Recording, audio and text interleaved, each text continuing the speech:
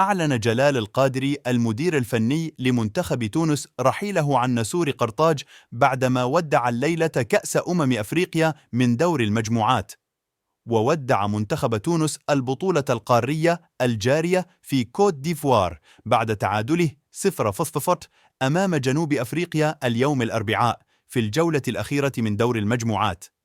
أعلن جلال القادري المدير الفني لمنتخب تونس رحيله عن نسور قرطاج بعدما ودع الليلة كأس أفريقيا من دور المجموعات.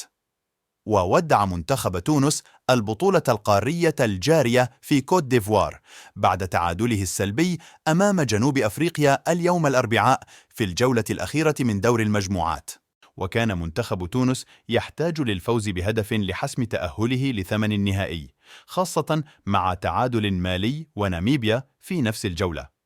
وقال جلال القادري في تصريح لقناة بي إن سبورتس: لم نكن موفقين اليوم أمام جنوب أفريقيا، عانينا على المستوى الهجومي وأتحمل المسؤولية كاملة، لم أكن قاسيا على اللاعبين،